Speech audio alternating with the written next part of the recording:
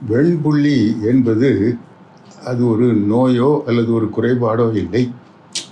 அது தொற்றாது, தொடராது.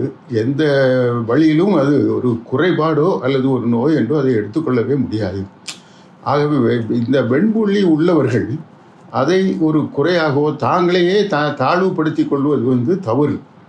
எப்படின்னா, ஒரு வெள்ளைக்கார நாட்டில் உள்ளவங்க நம்மளை பார்த்தா நம்ம அவங்கள தாழ்ந்தவன்னு நம்ம நினைக்க முடியுமா?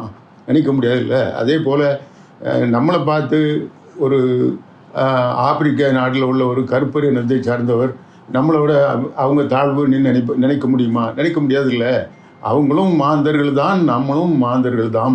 அதனால் எல்லாருமே இதே போல தான் ஒரு நம்மளை போல ஒரு இயல்பான ஒரு மனிதர்கள் தான் அவர்களும். எந்த விதத்திலையும் அது ஒரு குறைபாடே இல்லை.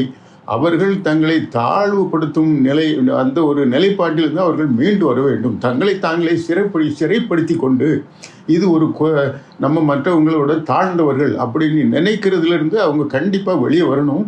அந்த கூட்டை உடைத்து அவர்கள் வெளியே வர வேண்டும் என்பது என்னுடைய கருத்து. இதை நான் வெண்புள்ளி உள்ளவர்களுக்கு ஒரு ஊக்கத்திற்காக நான் சொல்கின்றேன். நான் ஒரு பள்ளி தலைவராக இருக்கிறேன். கிட்டத்தட்ட 7 பள்ளிகளும் ஒரு கல்லூரியும் எனக்கு கீழே இருக்கின்றன.